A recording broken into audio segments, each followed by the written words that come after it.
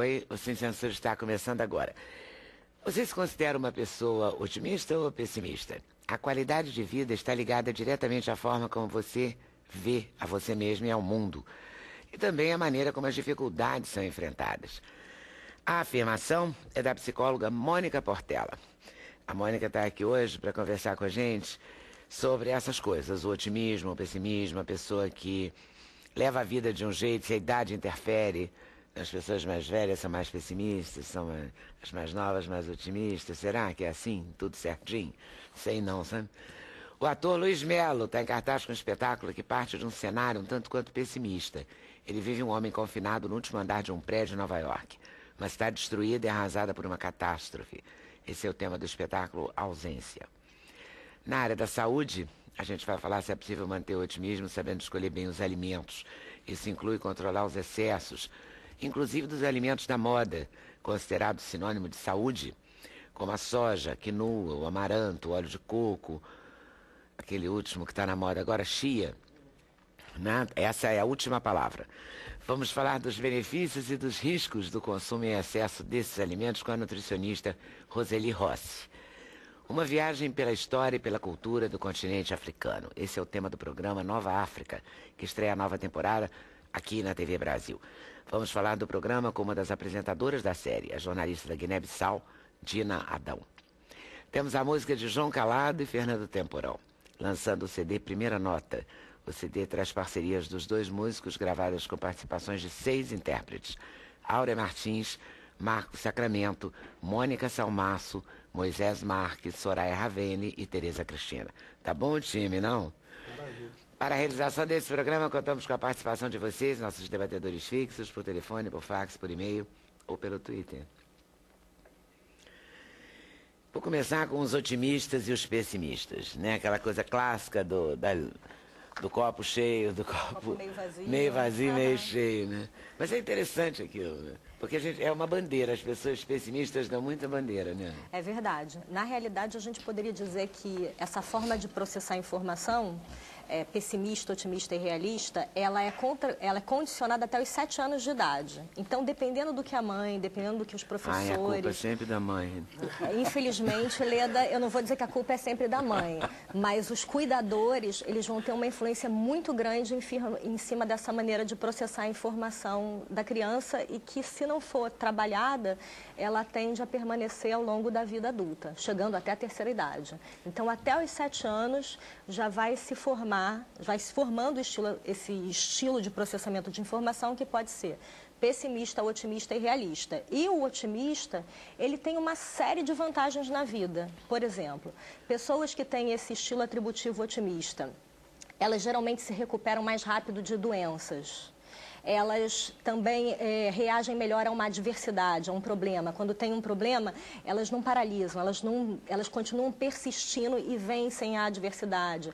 Atletas com estilo atributivo otimista, eles têm um melhor rendimento, né? Estamos vindo aí numa época que vamos ter a Copa, as Olimpíadas, então trabalhar o estilo de processamento de informação no atleta é de suma importância hoje em dia, né? Enfim, o otimista tem uma série de vantagens. O campeonato brasileiro que não nos deixa mentir. O Palmeiras vai ter que trabalhar muito, né, esse otimismo. Eu nem vou falar do Flamengo, porque esse, coitado, tem que comprar uma barra de otimismo, nos quilos. Mas tudo bem. O futebol, o atleta, ele tem que enfrentar, eu fico pensando, por exemplo, o Wagner Love, com aquele gol que ele perdeu ontem. Assim, como é que o cara sobrevive no dia seguinte, né? Ou 2 horas, 4 horas depois, porque na hora... É uma pressão enorme. Imagina mas depois deve ser uma culpa, deve ser um botão. Terrível. Né? Eu estou usando o Wagner Love porque foi o gol, assim... Mas faz parte do esporte também, né? Inclusive é uma coisa que acontece frequentemente, né? Os jogadores perdendo gols incríveis, assim. Então, tem até aquela frase, esse até eu fazia, né? Que a gente minha avó fazia, né?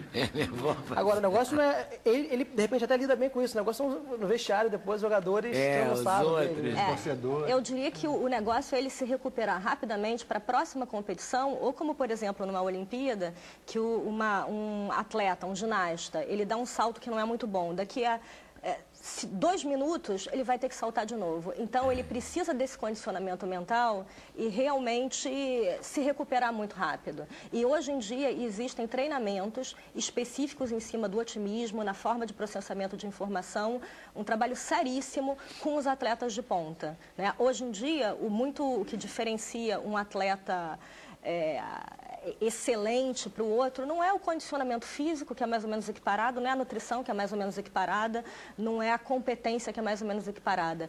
Hoje em dia a gente sabe que o que pode destruir um atleta de alto nível está aqui, ó. Se chama autocontrole, se chama controle das emoções e, infelizmente, o brasileiro ele é muito emocional, ele tem um autocontrole péssimo e isso nós podemos ver frequentemente nos jogos de futebol, nas próprias Olimpíadas. Enfim, então... a gente tem casos bem assim, você foi falando e eu fui me lembrando da queda do Diego Hipólito. Sim. E em seguida ele ganhou medalhas importantes e caiu de novo né, é uma coisa meio... Levanta, sacode a poeira e dá a volta por cima. Uma coisa para usar a MPB, né? Mas é por aí. Em segundos. Agora, essa questão do otimismo e do pessimismo não é importante só para o atleta. É importante para a vida. É importante para a vida, né? Por exemplo, nós que estamos aqui, se nós temos um estilo otimista, quando acontece uma adversidade, um problema na nossa vida, a morte de uma pessoa, um acidente, um problema de trabalho... Enfim, quando acontece qualquer adversidade, a pessoa que é otimista, ela continua, ela não para. A pessoa pessimista, não. Diante da primeira pedra no caminho, ela para, ela desiste. E muitas vezes ela entra numa coisa chamada desamparo, que é uma espécie de depressãozinha leve. E isso é muito ruim, realmente. Agora, a boa notícia é que nós podemos mudar a forma pela qual nós processamos informação. Existem exercícios que vêm da psicologia positiva, da terapia cognitivo-comportamental, onde a pessoa, mesmo sendo pessimista, ela pode aprender certos exercícios e mudar a maneira como ela processa a informação dentro do cérebro. Dá trabalho? Dá trabalho. Mas é possível? É possível. E com certeza a pessoa vai colher uma série de benefícios. E você acha que tem um exercício assim que você podia dar a dica dele para pessimistas de modo geral? Quer dizer, não é específico e tal, para atleta, para a vida real. Para a vida real. Então, por exemplo, o nosso cérebro... ele está muito mais, ele é um cérebro que ainda não evoluiu muito. Então, nossa córtex, ela é a córtex do homem das cavernas. O que isso significa? Que nós reagimos muito mais aos acontecimentos ruins do que os acontecimentos bons. Então, nós precisamos treinar para perceber os acontecimentos bons e dispararmos no nosso corpo emoções positivas, que fazem bem para a saúde, já está provado cientificamente. Então, por exemplo, um exercício muito simples, mas que é bastante efetivo, é o indivíduo, todo dia, fazer uma lista de tudo que está indo bem na vida dele, tudo que dependeu dele, porque isso melhora o senso de autoeficácia, que é o senso de eu posso, eu consigo. Então, todo dia à noite, ele vai listar tudo que ele fez funcionar na vida dele.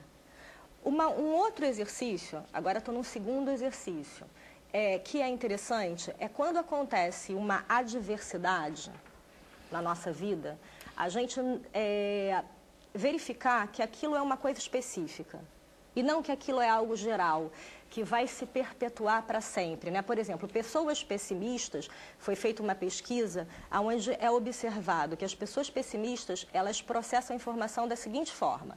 Primeiro, elas veem que a catástrofe é uma catástrofe global, que um incidente vai atropelar, vai atrapalhar a vida toda. Pessoas otimistas são justamente o contrário. Elas percebem que uma coisa ruim que aconteceu é uma coisa limitada no tempo e no espaço. Segundo, pessoas pessimistas acham que uma coisa ruim é culpa delas. Então, por exemplo, se meu filho tirou uma nota ruim na escola, a culpa é minha, da mãe.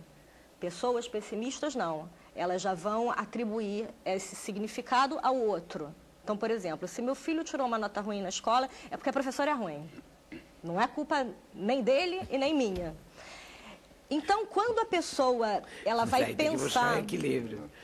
Aí o realista, ele tem um equilíbrio maior. Tanto o pessimista quanto o otimista, eles distorcem a realidade. Só que o otimista, ele distorce a realidade de uma forma que coloca ele para frente, que é, digamos assim, funcional, né? Então, quando você tem uma pessoa, por exemplo, que tem depressão, toda pessoa com depressão, ela é pessimista. Agora, nem toda pessoa pessimista tem depressão. O que vai acontecer?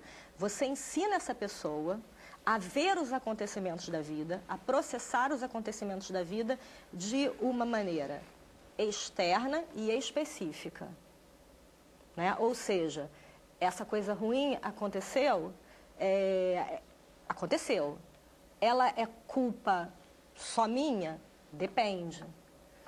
E se essa coisa ruim aconteceu, ela vai invadir toda a minha vida? Não, ela está específica nessa situação. Você ensina a pessoa a ver aquilo de uma maneira diferente. Basicamente, essa é uma outra estratégia.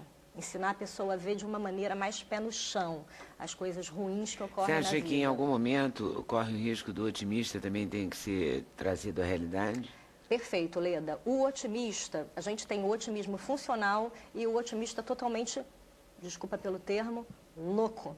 Então, o otimista louco, ele distorce a realidade de uma maneira que vai fazer mal para ele. Então, nesse caso, esse otimista, ele precisa botar o pé na realidade, né? Porque senão ele vai fazer uma série de estragos na vida dele e na vida de todo mundo que está em volta. Por exemplo, isso que a gente falou da causalidade, né? Quando acontece um evento ruim, o otimista louco, ele acha que sempre a culpa é do outro, é de Júpiter que estava em oposição a Saturno, é de Deus, da mãe, do pai, de sei lá quem, menos dele. Isso é funcional? Não, isso é doença. A pessoa precisa ter aí um meio termo. Então, o otimista, resumindo e concluindo, o otimista disfuncional, ele precisa botar o pé na realidade, senão ele faz estrago. Todo mundo é um pouco bipolar? Não, não. Transtorno bipolar é uma doença. Não, sei as que é uma pessoas doença. não são um pouco bipolares. Mas as pessoas são um pouco bipolares, assim, nesse sentido, que até o otimista pode chegar ao extremo, né? Pode enlouquecer no otimismo. Não, não é bem Enlouquecer aí assim, entre né? aspas, que nem o louco que você colocou aí entre aspas. Eu diria o seguinte... Porque se a culpa é sempre do outro, eu sou tão maravilhoso, ele também a pessoa está viajando. Tá viajando. Então a pessoa realmente está viajando. Desculpe, é que às vezes a sensação que eu tenho é que a pessoa é extremamente otimista, muitas vezes ela aparenta até, né, com esse excesso de otimismo, um medo, escondendo um pessimismo que, sabe? É como se ela se ela utilizasse... Tá. Você vê que é muito, Bem, é demais, otimista, é sempre muito, bom dia, bom dia, bom dia. Da onde sabe que acho que você tirou isso tudo? Sabe, de uma defesa. Tá, então vamos lá, deixa eu fazer não algumas pontuações em relação a essa fala, que é uma fala muito importante. Em primeiro lugar, é importante nós colocarmos que a psicologia evoluiu. A psicologia ela estudou durante 200 anos a doença. Então, essa é uma fala muito comum da psicanálise, que é uma corrente ultrapassada no mundo que faz parte da história da psicologia. Então, na realidade, isso de que a pessoa que está bem, ela está feliz, ela está se defendendo, é olhar o traço positivo de uma maneira negativa. Então, na realidade, o que a ciência mostra hoje em dia? Não, existem pessoas que foram beneficiadas pela loteria genética e que o pai e a mãe aprenderam a colocá-las para cima, que não é defesa nenhuma. Elas estão bem e que bom que elas estão bem. E quem tem um estilo atributivo pessimista, que corra atrás do prejuízo, porque o mundo evoluiu. E hoje em dia a gente não precisa mais do cérebro da idade das cavernas. Mas você mesmo concorda que o otimista em excesso... Esse otimista louco, disfuncional, ele não está bem. Não, o otimista disfuncional, ele pode fazer um estrago. Agora, o otimista funcional, ele... Não, esse é o ideal. O otimista funcional, ele vai ter benefícios, e isso já está cientificamente comprovado, em relação ao realista e em relação ao pessimista. Né? Até agora, mesmo em relação ao realista? Agora, mesmo em relação ao realista. O otimista funcional, ele consegue melhores cargos, melhores salários, melhores relacionamentos afetivos, relacionamentos mais longos e duradouros. Ele tem, inclusive, a saúde física dele é melhor. Do otimista funcional. Melhor que a do realista, melhor que a do pessimista, melhor que o otimista maluco. Então, esse seria o estilo atributivo ideal. Que a gente deve buscar. Aspas, que a gente deve buscar. Por outro lado, as pessoas pessimistas, elas vão ter uma série de dificuldades na vida. E, como eu falei anteriormente, pessimismo é característica de uma doença, chamada depressão. Todo deprimido tem estilo atributivo pessimista. Mas o deprimido tem um tratamento conhecido. Tem um tratamento né? E conhecido. o otimista disfuncional tem um tratamento conhecido? Ele não vai buscar tratamento. Por isso que eu fiquei achando que era mais grave. Mas o deprimido também não vai buscar tratamento muitas vezes, né? Hein? O deprimido também não vai buscar tratamento muitas vezes, né? Ele não vê sentido nas coisas. Eu acho que, na verdade, o cara que é pessimista, na minha opinião, ele está muito vivo. E ser pessimista é uma escolha de visão de mundo, sabe? Depressão, assim, às vezes a pessoa se sente totalmente imóvel, assim, não consegue nem ter vontade de se tratar. Assim como, de repente, um cara super otimista que também acha que está ótimo e não vai procurar ajuda. E está disfuncional, de tão otimista. Tá, então vamos Mas lá. é que eu fiquei achando que o pessimista, ele tem um tratamento, porque ele pode ter uma leve depressão, uma depressão mais acentuada, entendeu? Isso aí já está estudado. Não está resolvido, mas está colocado. Agora, o otimista disfuncional, que é esse que sai da casinha para cima, né? Ele ficou meio, coitado, ele ficou meio solto, né? Tá, então vamos lá. Primeira pontuação. Uma crise disso faz como? Então vamos lá. Primeira pontuação. A pessoa que ela tem uma depressão ou que ela é pessimista, ela não escolhe ser assim. Ela nasce assim. Existe uma influência genética e existe uma influência ambiental. Né? Então, a pessoa não está deprimida porque ela quer. E isso tem um tratamento. Segundo, nem todo pessimista tem depressão. Não. Isso, nem todo pessimista tem depressão. Existem alguns pessimistas que não têm depressão. Porém, todo deprimido é pessimista. Isso tem trabalho? Dá para trabalhar? Mesmo com a pessoa que não é doente? Dá. Agora, por exemplo, uma pessoa bipolar, em fase de hipomania, ela pode ficar meio otimista demais. Para isso tem tratamento? Tem tratamento. Né? Então, agora, toda pessoa bipolar, numa fase de hipomania, por exemplo, ela vai ficar meio ensandecida? Geralmente fica meio ensandecida e aí precisa baixar a bola. Isso é disfuncional? Ela pode rasgar dinheiro, ela pode apresentar projetos loucos que não fazem nenhum sentido e fazer um monte de confusão. Para isso tem tratamento? Tem psicoterapia e tem medicação. Então, na verdade, os dois extremos têm o mesmo tipo de tratamento. Tem um tipo de... Eu não sou Sim, médica. é claro que o tratamento... Mas mesmo sem medicação, se for só na psicanálise, só na terapia breve, etc., os dois serão tratados. Os dois extremos levarão ao tratamento. Sim. Ou deveriam buscar um tratamento. Sim, deveriam buscar um tratamento. Por isso que eu Agora, toquei na bipolaridade, entendeu? Porque eu achei muito parecido. O que é bacana a gente colocar é que mesmo pessoas que não têm uma doença mental, ou seja, nós aqui, nós temos um estilo Teoricamente. Teoricamente. De perto, ninguém é normal. Mas, enfim, Até o fim do programa. Vamos esperar. enfim, teoricamente, as pessoas normais, elas têm um estilo atributivo, que pode ser mais pessimista, mais otimista, mais realista. Se você tem um estilo mais otimista, você tem algumas vantagens. Se você não tem, se tem um estilo pessimista, você pode trabalhar para um estilo mais otimista. Você é mais otimista ou mais pessimista, João? Olha, eu acho que eu me colocaria entre os realistas. Mas eu acho também assim, que nenhum pessimista vai dizer que é pessimista. Ele vai dizer que é realista, né? A nuvenzinha cinza que está pairando ali, né? O cara não vai, eu sou pessimista, eu sou realista. A realidade e você, Dina, você é mais otimista, mais pessimista, mais realista? Nós, os africanos, devemos estar sempre optimistas. E temos um dever que pende sobre nós. Um dever que pende sobre a gente de ser otimistas. Porque não é fácil de detectar esses graus todos que a senhora está aí a falar. E, portanto, sentimos esse dever de ser otimistas. E estamos aí. Estamos acompanhando a dinâmica do mundo. Fernanda? Sou um cara otimista. É? Uns momentinhos meio tristões, mas tudo normal. Roseli? Eu acho que eu sou um pouco realista e otimista. Né? Eu sou pé no chão, mas eu também penso grande. Penso positivo. Eu acho que para você ter alguma coisa na vida hoje em dia, você tem que ter esse otimismo, né? Inerente a qualquer serviço, qualquer trabalho, qualquer ação que você vai fazer. Senão fica mais difícil ainda. Com certeza, né? Luiz de Mello, e você? No meu primeiro passo é engraçado, eu sou meio pessimista no início. Depois eu vou procurando ver os pontos, sabe, positivos, negativos, põe um pé na realidade, daí eu começo, é isso, eu acredito muito na coisa.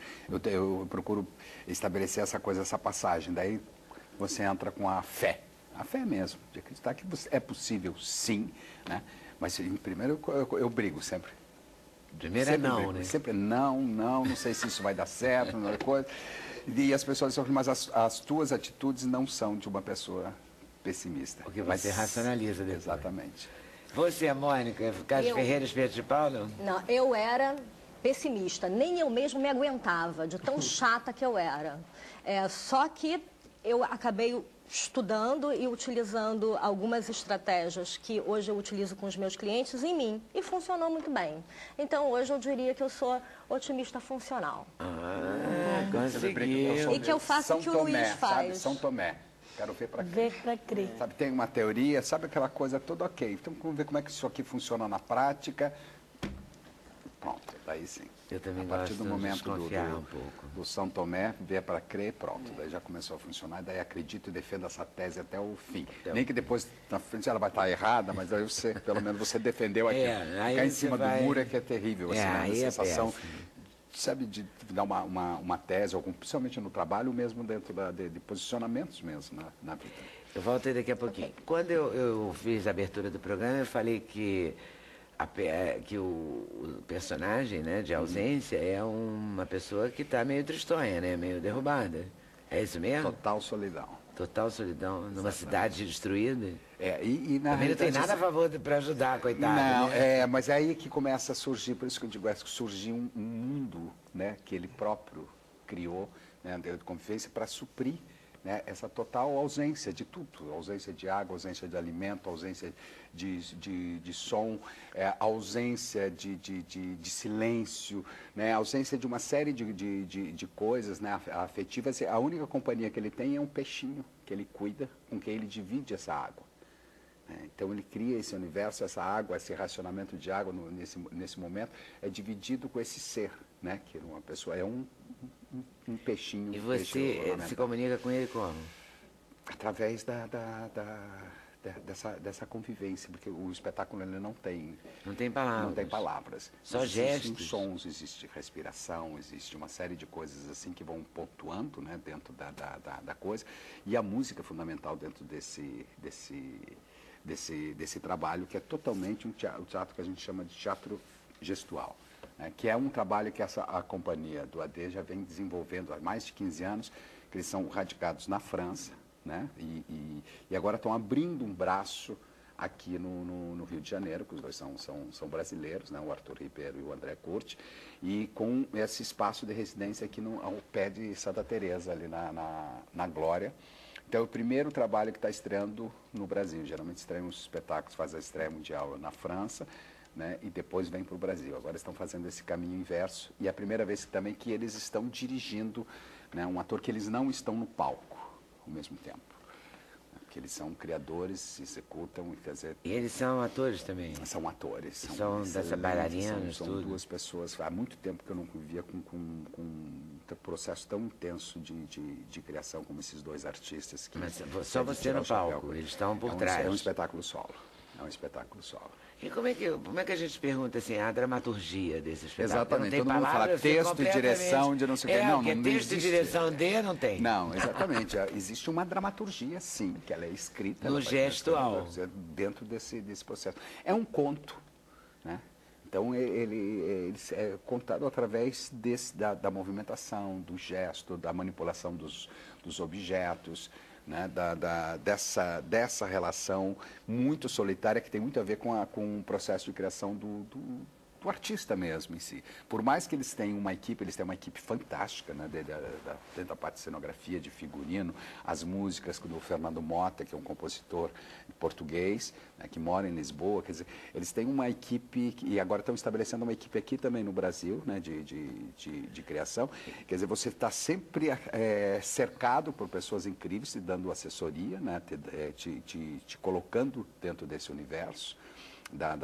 Dessa técnica específica que eles têm, mas ao mesmo tempo, quer dizer, tem certas soluções, enfim, né, que dependem só de você. Né? Então é um processo também bastante solitário, assim. Eles trabalham em Paris e agora estão abrindo essa perna. Exatamente. Eles têm um centro em Paris, né? Todos os espetáculos. E é sempre baseado nisso, no gesto, no trabalho gestual, que eles vêm fazendo essa pesquisa desde o primeiro espetáculo deles, que eles encontraram a característica, né?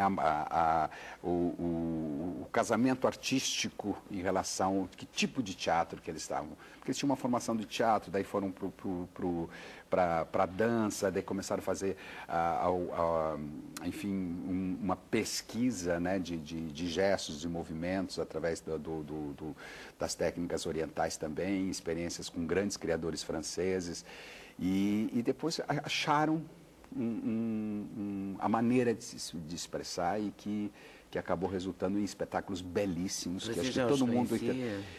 de muita admiração artística, porque eu venho de um teatro totalmente calcado na palavra, né? Apesar da pesquisa estar sempre muito presente, né? Com Antunes, enfim, todos esses 10 anos que eu passei no Centro de Pesquisa Teatral com Antunes. E então era uma admiração mútua, e era um trabalho de uma precisão incrível. Você olha assim no palco, aparentemente nada dá errado, dá tudo certinho. Então, passar por essa experiência foi... E quando surgiu, né, esses encontros, essas coisas, eu falei, não, é um tipo de experiência que eu... Quero fazer. Tinha necessidade não teve né? de retomar. Sim, né? Teve sim. Foi um... E a gente está fazendo a estreia dele aqui. Essa foto é de cena? É foto de cena. Você está bem... É um espetáculo muito poético, é uma poesia através do movimento, sabe? É uma coisa que as pessoas se emocionam muito, porque tem muito a ver com essa coisa, essa ausência, né, que o ser humano está passando, né? E se fala Nova York, se fala da coisa do asteroide, do Apophis, que vai passar em 2036, 4 de abril, fala em como? Nova Você não York. tem palavra, Foi, rádio? não, eu digo foi... foi uma matéria que eles leram na época do início, mas isso tudo foi esquecido, porque ele pode estar acontecendo em qualquer lugar, ele pode estar acontecendo aqui no centro do Rio de Janeiro, porque essa ausência, essa dificuldade de comunicação, esse pânico, né? Porque às vezes eu digo assim, ele não sai por quê? Por que ele não abre essa porta, ele não sai, não vai enfrentar? Né? Mas hoje em dia, e ele está numa situação limite ali, né? de fim de um... E hoje em dia a gente vê, né, muitas pessoas jovens, né, elas estão em plena lagoa da Rodrigo de Freitas, com aquela paisagem inteira, e elas não têm coragem de abrir a porta do seu apartamento e sair. Né? O pânico, as pessoas estão em pânico, né? O medo, né, do que existe lá fora. Né? Então, isso é um espetáculo de muita identificação, inclusive dentro dessa própria... E eu acho ele um personagem extremamente otimista, porque ele está numa situação nada, e ele encontra poesia, ele encontra, sabe, um consolo, o lado criança, o lado lúdico dele, sabe, de brincar, de se divertir com os ratinhos, né? de atazanar os ratinhos, de fazer uma tortura nos ratinhos, sabe? É um processo que às vezes você fala, nossa, de uma crueldade, mas ao mesmo tempo que você fala assim, o que a solidão provoca, né? É o que ela tira, né? As coisas mais cruéis do ser humano também, né? Quando ele está em situação limite. Então é um espetáculo muito, muito interessante, assim, dentro dessa linha do teatro gestual, que para mim foi um desafio muito grande, assim. Então vamos ver o VT. Temos VT?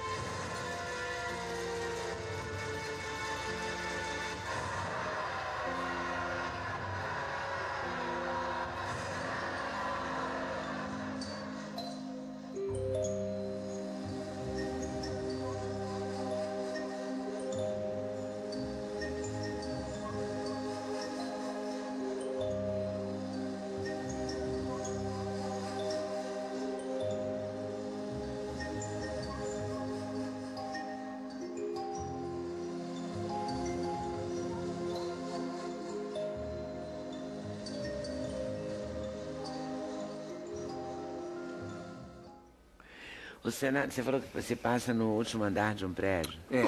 Como se ele tivesse aprisionado no último, sabe aquelas casas de máquina, né? Sim. Uma cobertura Um terraço de um prédio. que não tem glamour, né? Exatamente.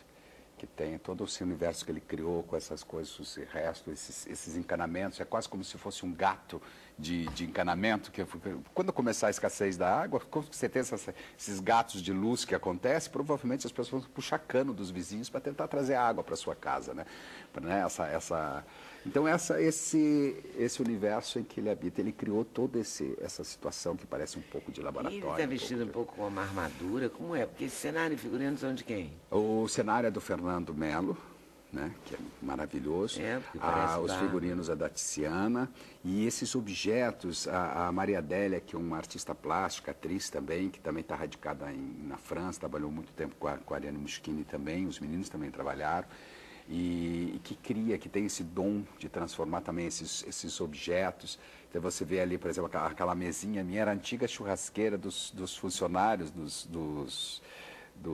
das pessoas que estavam fazendo a obra nessa residência que eles têm aqui no Rio de Janeiro, que foi uma churrasqueira que foi transformada numa mesa, que foi, sabe, que estava lá ainda com cheirinho de churrasco, né? A cobertura era da Claraboia, que uma tempestade no Rio de Janeiro estourou. Logo que a gente começou a fazer os ensaios, essa história até está no programa. No programa eu li que está ali, o telhado dele, caiu o teto. A gente começou a ensaiar com uma cobertura de plástico, né? Quer dizer, então tem muitas coisas desses encanamentos do próprio cenário que vieram dessa reforma que está sendo feita nesse espaço, nesse casarão. Foram 6 meses de trabalho, uma residência mesmo artística. E vai ser uma temporada longa, né? A gente faz, não, aqui no Brasil a gente está fazendo esse lançamento temporada curtíssima. Não, mas aqui no Rio, depois tem Brasília, depois tem Paris. Brasília, daí a gente faz a estreia mundial em Paris. Da França. Exatamente, porque lá tudo é programado com ano. Então esse espetáculo já está programado mesmo antes dele ter sido criado, por causa já da trajetória que eles têm na França, né? Para fazer esse lançamento agora e depois para 2013, 2014, para fazer toda essa programação. E você vai ficar por conta desse espetáculo? Vou ficar por conta desse espetáculo. A TV também acabou de ter você. Eu emendei dois trabalhos que foram ótimos. Acabei de sair agora do Amor Eterno Amor, né, que acabou uma semana antes da estreia. Que foi... Nossa, me deu um branco agora. Eu vi uns dias Amor Eterno Amor, porque é cedo para mim. Oi? Eu estou sempre no caminho de casa, que era horário das 6. Exatamente. Mas aí eu pegava algumas vezes, casado com com Cássia Kiss monstra, né? Vários. Agora Cássia Kiss não é monstra, quem é monstra é a personagem da Cássia Kiss, né? Vamos botar isso claro. Agora a gente está até estão reprisando também no Viva o JK, que ela também foi minha esposa, mas lá quem judiava dela era eu. Era você. Agora dessa vez a gente já fez vários casais de parcerias dentro da televisão. Ela era um caso seríssimo, né? De loucura. Não é? Completamente. Enlouqueceu o filho. A culpa era da mãe ali. Loucura, exatamente. Você escapou dava aquela filho, agonia, aquela proteção, filho e mãe, aquela coisa toda. Eu ficava só olhando de longe, falei, vamos ver no que dá isso aí. Vamos ver para onde que a Elizabeth Sheen vai levar isso. Mas foi boa a novela, foi muito boa. Foi ótima, as pessoas curtiram muito. E me deu um gás também, porque ao mesmo tempo eu estava ensaiando esse espetáculo, que era tudo muito novo, né, para mim. Deve ser para um ator, né? Não sei não falar, não sei. Mas isso é espetacular, assim, porque tem uma coisa de universalidade. Ele vai fazer em qualquer país. Qualquer país do mundo, é verdade. A companhia, independente da linguagem, porque, por exemplo, a companhia, enquanto a gente estava ensaiando, ela estava fazendo Coreia, Taiwan, porque hoje em dia, onde está o dinheiro é ali, né? Os países árabes, essa coisa toda. Então, essa turnê agora eles estão fazendo aqui, vão fazer no Festival de Montreal agora, também no Canadá, porque é uma linguagem universal, né? E de muita boa qualidade. Por isso eles são os nossos maiores representantes dentro desse tipo de... Pode caminhar. Eu vendo o vídeo que a música tem uma importância fundamental, né? Na demonstração das emoções. Eles trabalharam com a gente, o Fernando Melo veio de Lisboa, ficou aqui também um tempo, porque ela vai pontuando todo o trabalho. E é muito em cima do ator, muito em cima do tempo. sabe, e isso aqui não é bom musicalmente, mas não funciona para o espetáculo. Então é um processo bastante enriquecedor. Né? Exatamente. Interessantíssimo. A música é tudo, né? E ela é universal por si mesma. Né? Fala pra todo Pode mundo. levar tudo para todos os países. Com certeza. Muito bom. Volto aí daqui a pouquinho, tá? Queria aproveitar para agradecer ao André Dias, da Globo, a liberação do ator Luiz Melo para o Sem Censura hoje. Muito obrigada. Continue liberando, tá? Fala que você gostou para dar força. Obrigado, André. Amei. Brincadeira. Intervalo, a gente volta já já. A gente volta falando de outras coisas funcionais, que não só o otimismo e o pessimismo. A gente volta falando dos alimentos funcionais, porque eles estão na moda, mas a gente volta falando do excesso da moda, né? Exatamente. Assim como na própria moda, às vezes, provoca o ridículo, nesse caso dos alimentos pode provocar uma pane na saúde. A gente vai tentar se prevenir ouvindo a Roseli Rossi. A gente vai falar da África e a gente vai falar de música com o Fernando Temporão e o João Calado. Sem Censura, um programa da TV Brasil.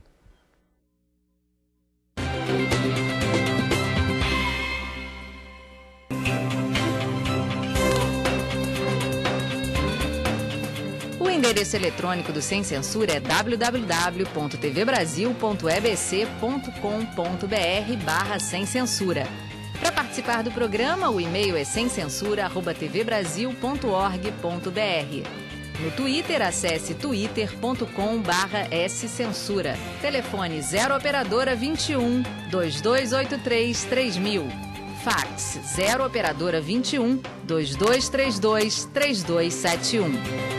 2232 3271. Assunto de Roseli Rossi hoje são os alimentos da moda. A chia, o óleo de coco, essas coisas, né? O amaranto, porque toda hora tem uma farinha de banana, não sei o quê, farinha da banana verde, né? Eu acho que esse tema é muito bem-vindo, né? Eu fiquei muito contente de estar aqui hoje falando sobre bom. isso. Porque a gente adora quando você vem. Ai, que bom. Eu também adoro vir aqui, eu acho muito interativo, muito proveitoso. E as pessoas estão, assim, nessa ânsia de informação. Eu vejo que chegam ao meu consultório sempre... E aí, Roseli, como é que eu posso usar? É bom para mim? Em que quantidade? De que forma? Esse alimento, ou a chia, ou o suco de uva, ou o chocolate, ou óleo de coco, como eu posso usar isso? Né? E eu vejo que muitos pacientes, pessoas acabam comprando todo esse arsenal que aparece na mídia hoje e não sabem como utilizar. E acabam até jogando fora, vence a validade. E falam, eu não tenho coragem de usar isso, eu pus no copo, pus no prato, achei horrível, aparência feia. Você foi lá em casa algum dia desse e olhou a minha prateleira, porque é pra mim esse texto. Não é verdade? Mas sou a rainha de fazer isso. Então não adianta, né? Então calma. Eu acho que a nutrição hoje é uma ciência que, como ciência, graças a Deus, está em constante mudanças, através dos estudos científicos, a gente vai buscando embasamento para poder estar aí orientando, informando toda a população, mas em benefício à saúde.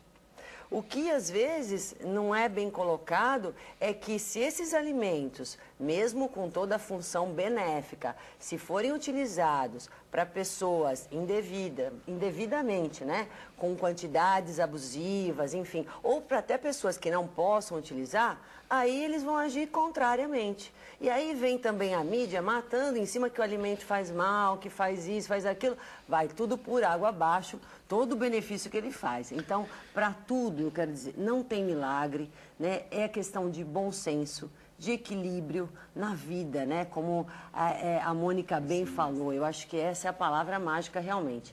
Então, a gente tem os benefícios de cada um deles, que eu vou discorrer, mas também tem seus prejuízos se tiverem no excesso, né? Óleo de coco tem algum fundamento? Tem muito fundamento, a gente tem muito estudo bem embasado a respeito do óleo de coco. O que as pessoas assustam é porque 90% do óleo de coco é gordura saturada. Só que de 40% a 70% dessa gordura saturada é feita ela é composta de ácido láurico, que tem um ácido graxo que ele tem uma função diferente no organismo. Ele é absorvido rapidamente e ele funciona como energético, ele vai promover uma energia de uma maneira mais facilitada. Ao contrário de outras gorduras que são facilmente depositadas, aumentando o risco de aterosclerose, enfim, colesterol. Mas você acha que o óleo de coco deve ser tomado em pílula, deve ser usado para cozinhar, deve ser tomado a colher, assim, igual a gente tomava aquele que tinha um bacalhau? Como é que chama? Óleo de fígado óleo de fígado de bacalhau. Ui.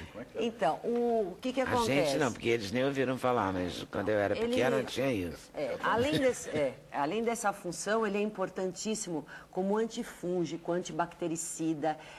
Então, é muito legal para as mulheres que têm candidíase ou com H. pylori, que tem esse problema gástrico, que pode gerar uma gastrite, né? Que pode ter essa bactéria. Então, ele é muito utilizado também para isso. Mas você acha que deve ser usado na comida ou... O óleo de coco deve ser usado, o melhor é que se utilize ele da forma líquida.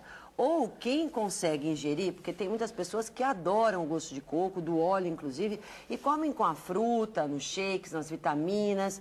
E também a gente pode usar para você poder fazer um arroz, de repente colocar ele num peixe, que vai parecer um óleo um leite de coco, num molho. Fica super legal, porque assim, ele tem um sabor levemente com o sabor do coco, e não é nada agressivo. Mas o comprimido resolve também ou não? O comprimido, a gente tem muito pouca quantidade no comprimido. Os trabalhos, eles são embasados a nível de 1 a 3 gramas por dia. Em adultos sadios, isso Uma colher de sobremesa? De 1 a 3 colheres de sopa, sobremesa por dia. No máximo, tá? Ah, tá. É isso. Agora, todo caso é um caso, cada um é cada um. Sim, mas ele pode ajudar, por exemplo, com uma colher de sobremesa dia ou uma colher de sopa dia? Sim, e deve ser começado sempre, qualquer alimento que você nunca consumiu, o ideal é que você consuma sempre numa dosagem mínima diária e vá aumentando gradativamente. Para você sentir como é que o seu organismo vai... qual é a resposta que você vai ter. Porque, de repente, se é uma pessoa que já tem um trânsito intestinal acelerado, a gente não pode esquecer que é uma gordura e, como tal, ela também vai fazer uma aceleração na função intestinal.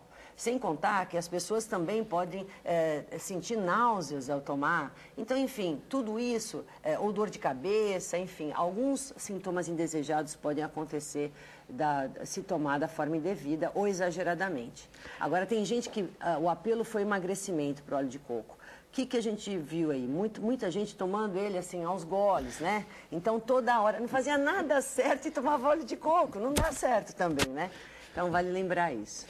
O suco de uva que me preocupou quando você falou, por que você pensa nele como perigoso por conta de ser muito, como é que chama? De ter como é que chama mesmo? Índice glicêmico alto? Ah, sim. O suco de uva também tem que ser realmente tem muito administrado. açúcar, né? Porque ele tem um índice glicêmico alto por conta da fruta. Porque é fruta. Toda fruta, quando ela é transformada em suco, ela não tem a fibra aí, que diminui a ação da fibra e vai aumentar o índice glicêmico. Ela está concentrada, na forma concentrada.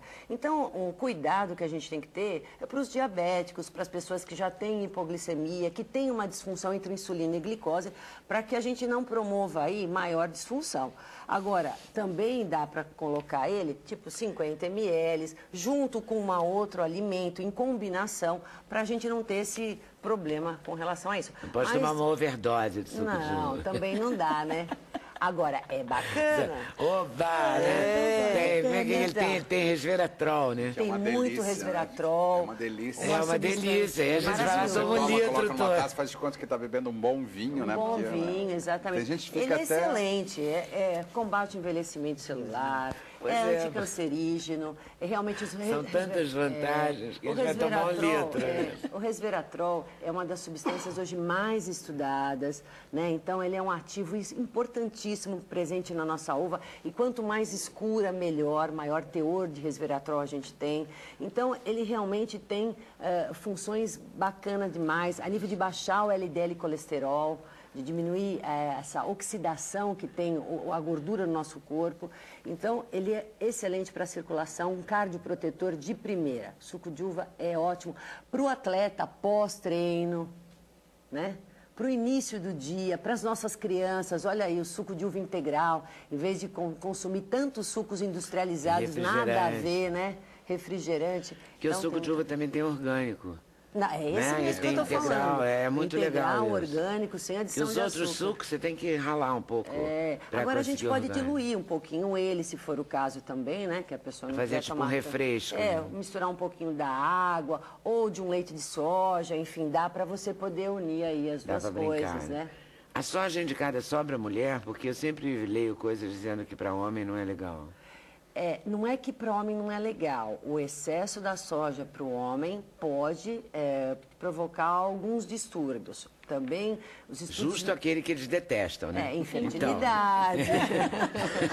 Então é melhor ginecomastia, realmente. Porque como a soja tem um ativo que é a isoflavona, que ela tem o mesmo receptor celular do estrogênio, que é o hormônio feminino, então ela pode promover isso desde que seja consumida de uma forma excessiva. Então, você consumiu leite de soja, o suco de soja, o grão de soja, a carne de soja, tudo porque a soja é boa, também não é assim, tá vendo?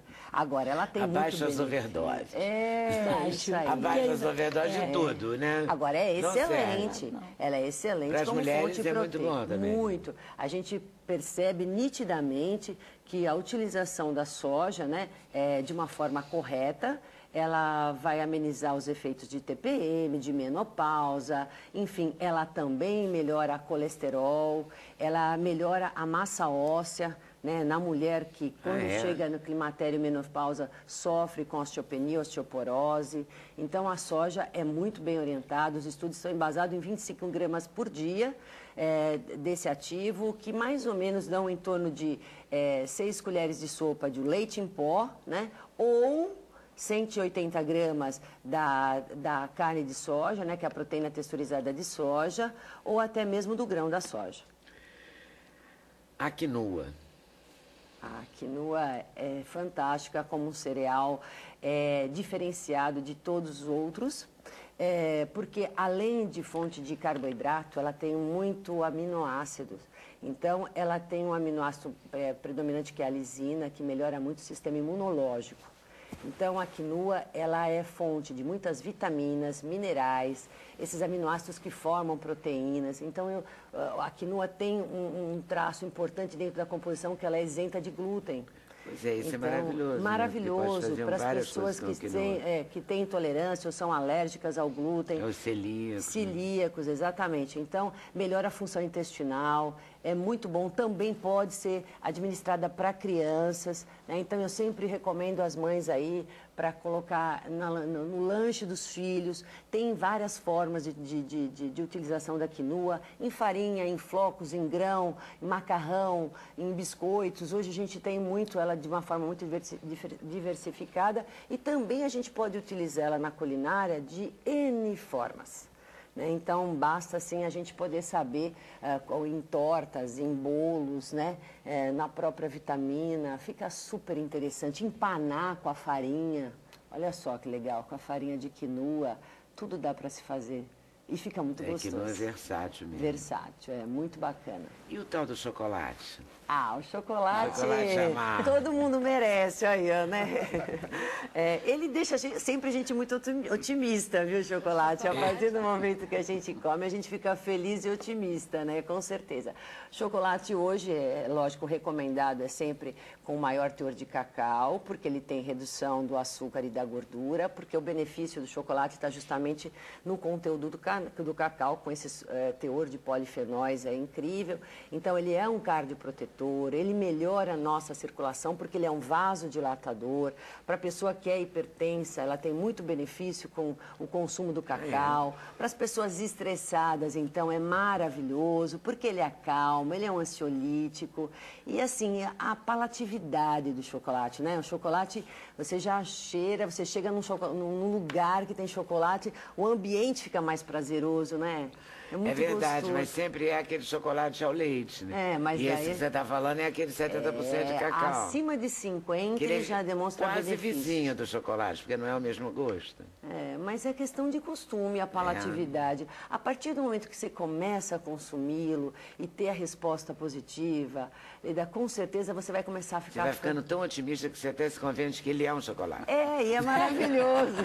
Mas o excesso do otimismo também não é bom, né? Mas não, tô chegando ao funcional aqui. É verdade. Chocolate 50%. Acima de 50 sempre. E, gente, chupar chocolate, né? Apreciar ele, fazer durar enquanto está na sua boca. Eu digo assim para as pessoas que o prazer da comida só está presente enquanto está na boca. Depois que engoliu, acabou. Vai tudo para a cintura, para a barriga.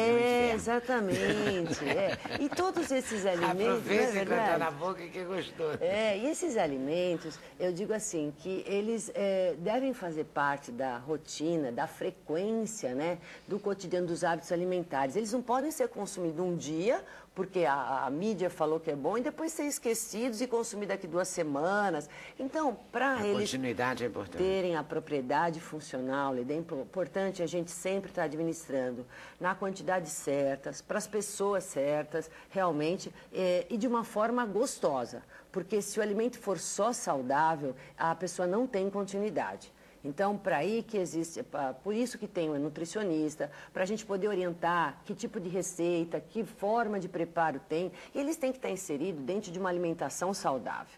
Então, não adianta a pessoa comer um alimento da moda ou funcional, porque todo mundo está falando que é legal, e no contexto geral, no dia a dia, ela está simplesmente se alimentando de várias guloseimas e alimentos industrializados, cheios aí de conservantes, corantes, aditivos, que vão ser sinalizados como toxinas, e aí esses não vão poder cumprir a função deles no nosso organismo, com certeza. O bacana desses alimentos da moda, que a gente chama de alimentos da moda, chia, quinoa e tal, é que você tem que fazer alguma coisa com eles. Sim. E nem que você vai fazer alguma coisa com eles, você já não tem o amarelo crepúsculo, o azul brilhante, aqueles corantes horrorosos, que tem os nomes lindos. Sim, ele não tem...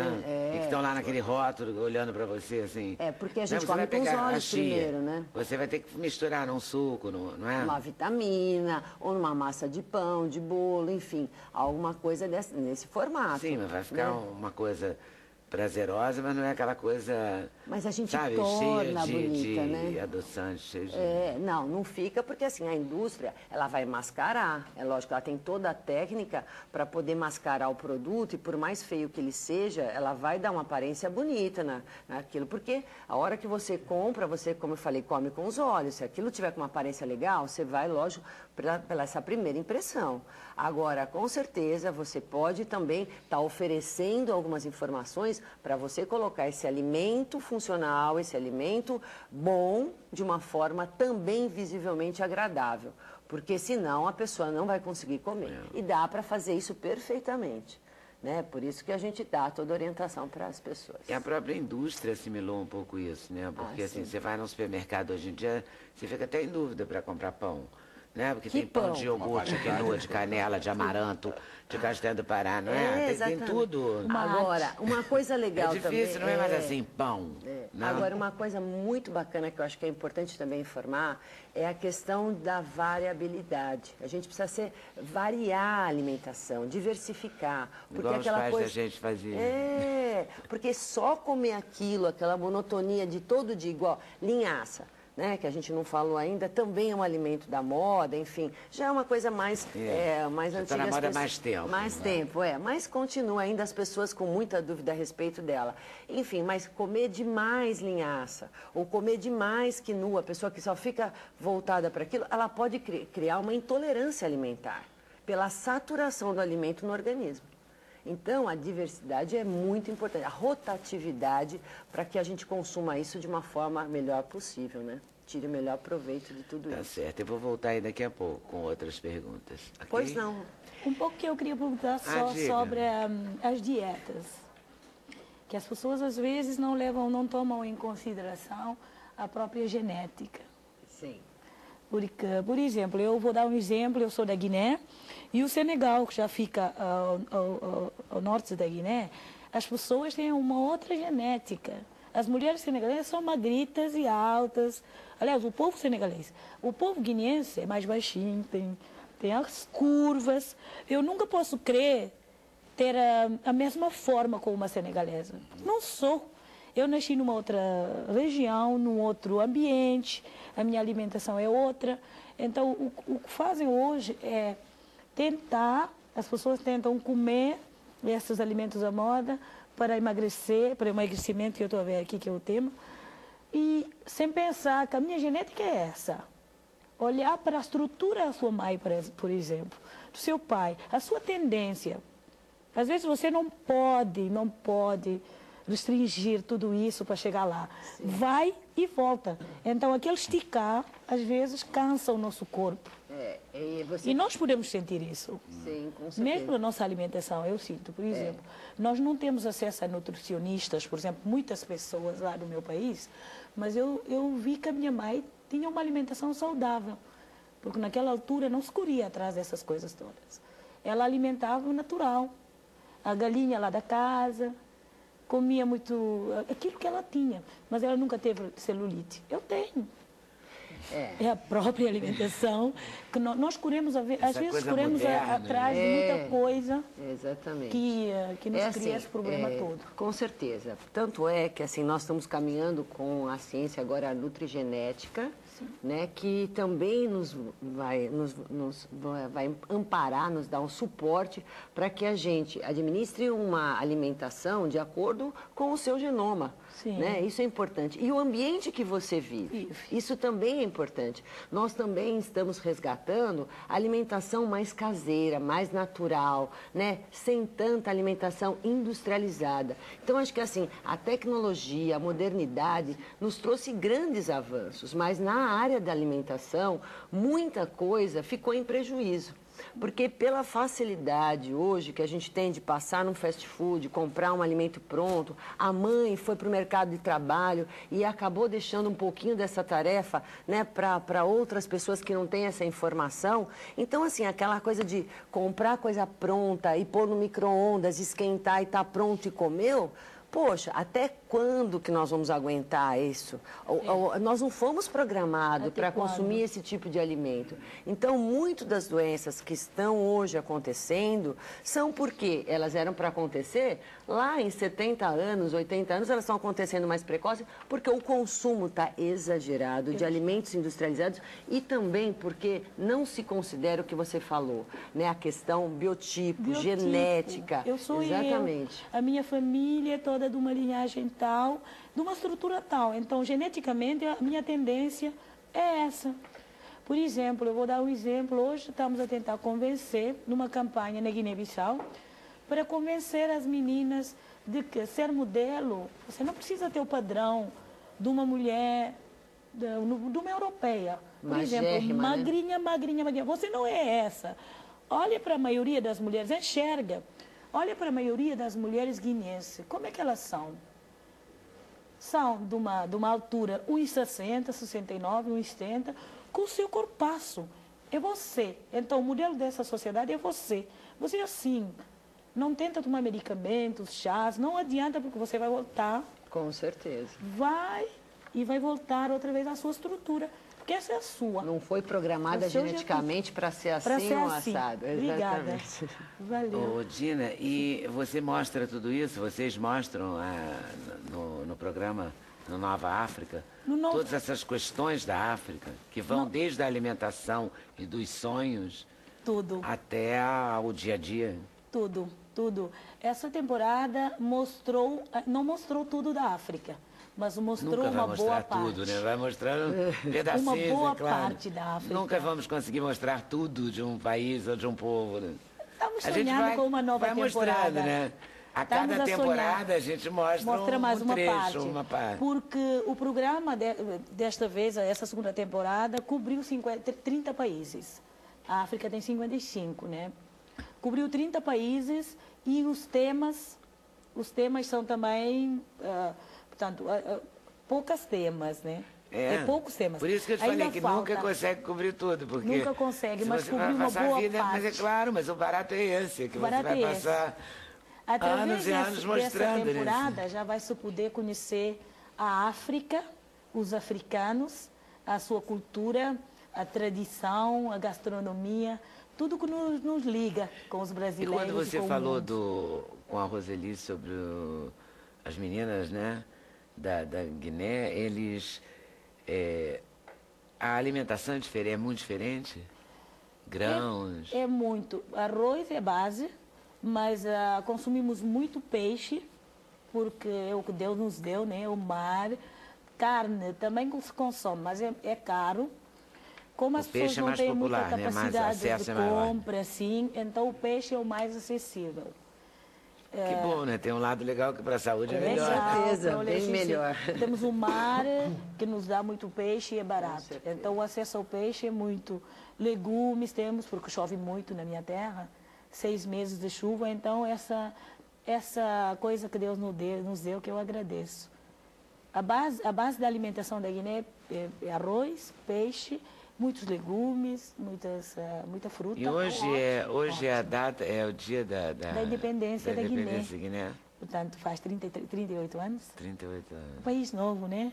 Novíssimo. E com uma população jovem, 62% da população é jovem, com uma esperança enorme de um dia poder ser, portanto, no contexto das nações, conseguir realmente chegar a essa globalização que tanto se fala.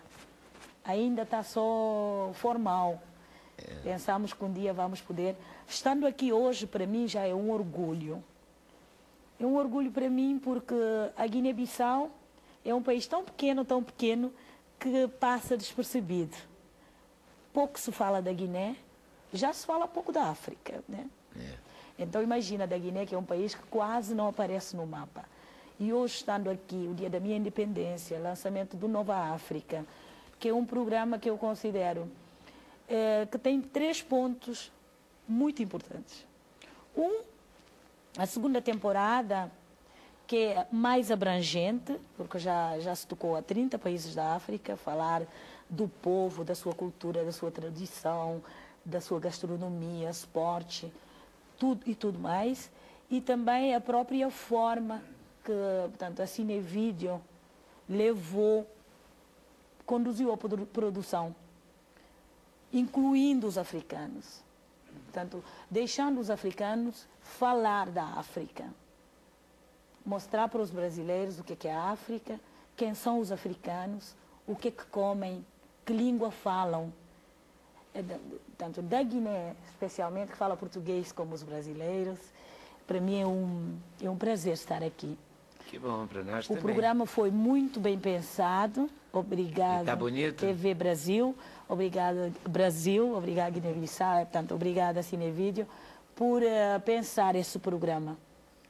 Muito interessante. Falar Vamos disso. conferir, então, a partir da próxima sexta? Hoje o lançamento, e acho que a partir da próxima sexta já vai começar a passar. Serão mais de 30 países, 26 capítulos. 26 minutos, 26 capítulos, 26 minutos por capítulo. Portanto, falando de tudo sobre a África. Da voz dos africanos e aos olhos deles. Tá certo. Um olhar dos africanos. A gente tem uma chamadinha, um VT, Tá bem. do Nova África. Vamos conferir?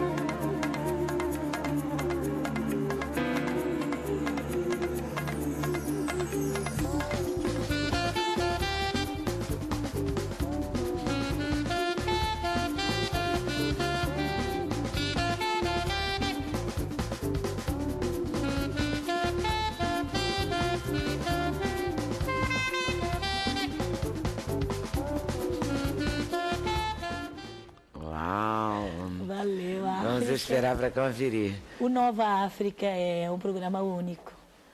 Os africanos estão à espera que se divulgue. O programa está feito, agora estamos esperando a TV Brasil lá para nos mostrar o nosso continente. Porque eu mesma que pensava que já tinha conhecido muitos países. Dos 12 que nós fomos, a nossa equipa, eu já conhecia 11, mas afinal não conhecia nada. descobri muita então coisa. foi bom que você pode conhecer. Foi bom descobrir o meu continente. Volta aí daqui a pouquinho. Obrigada. A gente vai para o intervalo e vai voltar para conhecer, já que o assunto é conhecer,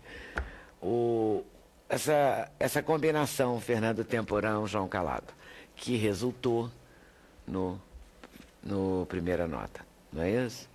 Então, vamos conferir já já. Sem Censura, um programa da TV Brasil.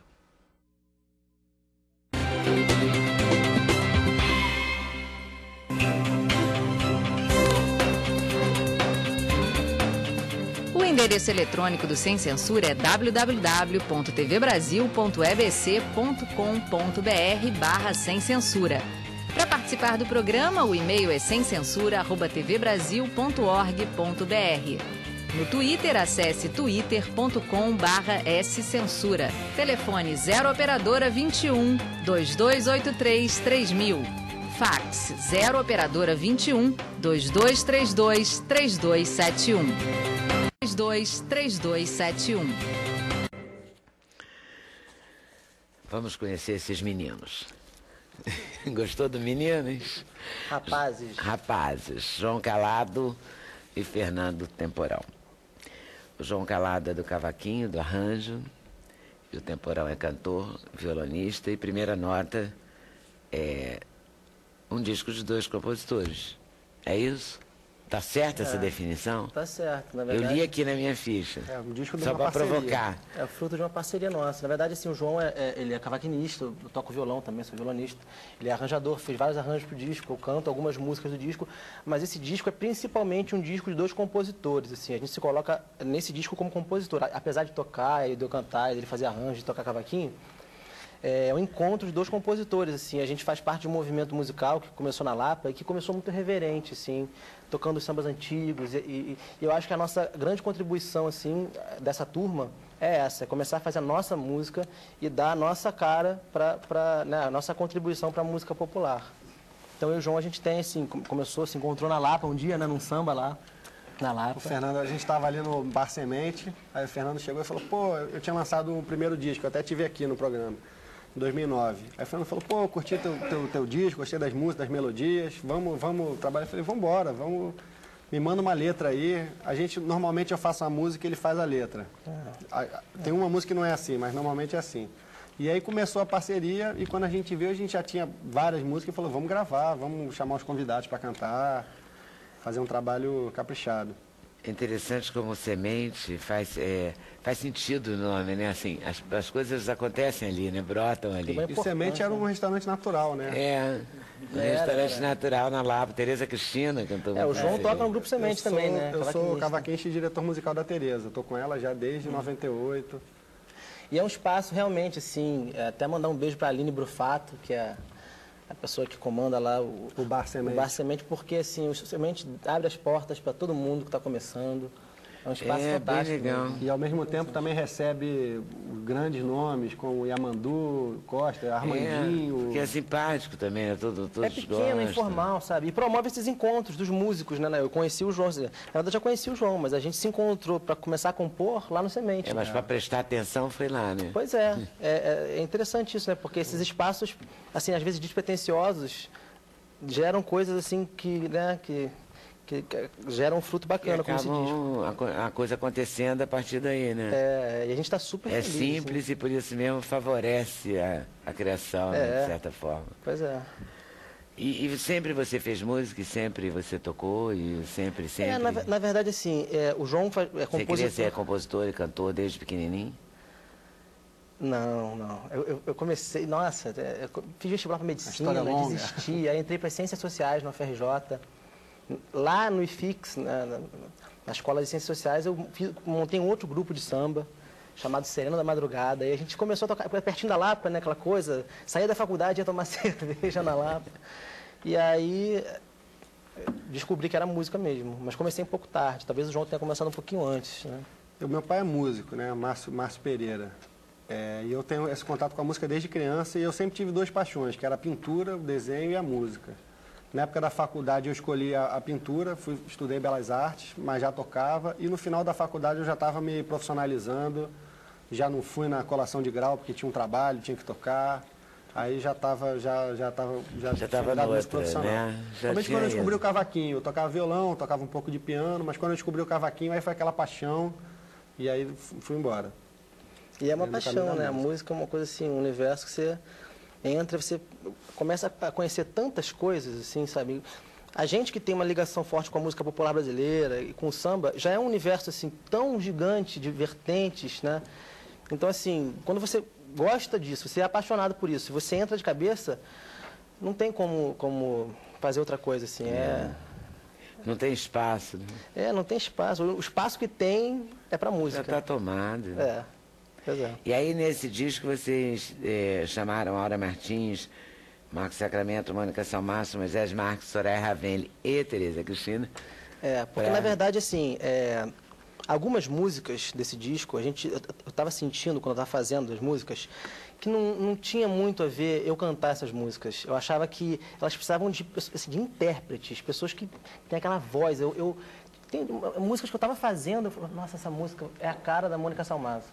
E aí a gente já falou com ela topou. Então, assim, e tem essa coisa da nossa ligação da noite, da Lapa, a gente convive com a Aura Martins, com o Moisés, com o Marcos Sacramento, com a Tereza Cristina, que toca com o João. E grandes músicos, também instrumentistas que gravaram, às vezes gente super top, alto nível, mas como a gente trabalha junto, conhece, a pessoa, né, tem esse acesso também, né?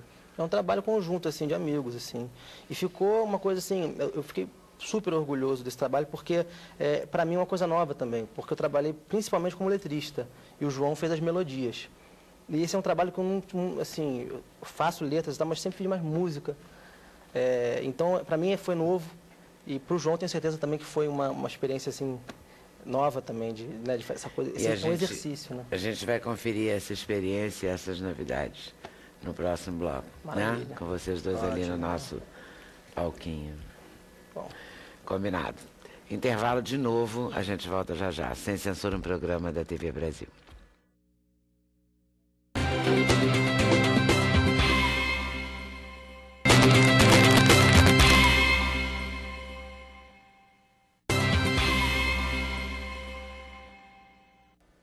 Esse é o bloco da correria. Então vou corrigir aqui um problema da semana passada, que a Alice Caymmi veio e falou, cantou, etc. Esquecemos completamente de falar que ela faz show amanhã, no Miranda. E a gente já estava esquecendo de falar que o nosso Fernando Temporão e João Calado vão fazer show dia 9... No Teatro Rival. No Teatro Rival. 7h30? 7h30 da noite. 7h30 da noite. Mônica, esse livro, você fala do otimismo e do pessimismo? Esse livro é para você. Fala da psicologia positiva e também de temas relacionados ao otimismo e o pessimismo. Então, se você é otimista, pessimista ou realista, esse livro te interessa. Obrigada, Mônica. Luiz Melo, estamos em cartaz onde mesmo? No Sesc Ginástico, ali na Graça Aranha, no centro, né? De quarta a domingo, sempre às 19 horas. Com preços extremamente populares. 19 horas. Curtíssima temporada, só até dia 7. 7 de outubro. Estreia dia 28. Sim. Sexta-feira, né? Sexta-feira. Aqui na TV Brasil. Aqui. Roseli, nós não falamos dos chás. Chá vermelho, chá verde, amarelo. Na verdade, o chá verde, né? Como o primeiro aí, a Camélia Sinense, e ele que também vai dar essas vertentes para o branco, enfim. Sempre é indicado de uma forma, como eu disse, de uma xícara, sempre aos poucos, mas ele tem uma função antioxidante, anticancerígena, diminui um pouquinho o acúmulo de gordura no nosso corpo. Vale a pena tomar. Vale a pena tomar. Não é balela. Não é balela, não. Tá bom. Então vamos tomar chá verde. Sem exagero sempre, né, gente? Não vale overdose de nada, né? Nem de chia, nem de quinua, nem de nada. Só de otimismo, nem de otimismo vale overdose. Só de samba, um pouquinho de overdose de samba. Só de samba. Então vou agradecer a vocês por terem vindo, a vocês também. Vou agradecer a vocês por estarem nos assistindo e vou entregar para esses rapazes fazerem a música pra gente começar bem a semana, ok? Valeu, boa tarde, boa noite, até amanhã, se Deus quiser.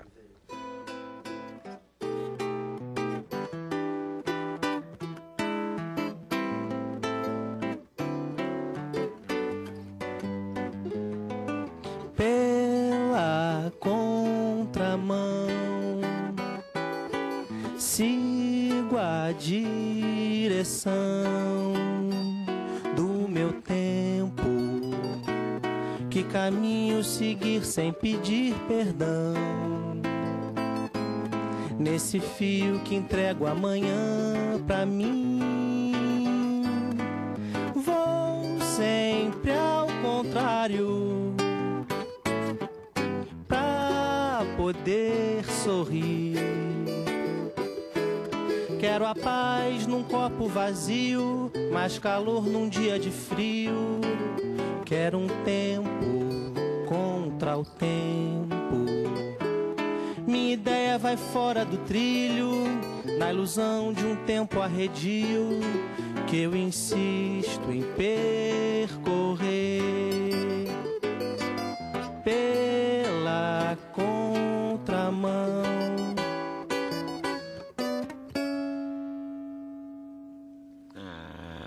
Muito bem. Temos direito a outra? Essa foi qual mesmo? Essa chama Pela Contramão. Melodia do João, letra minha.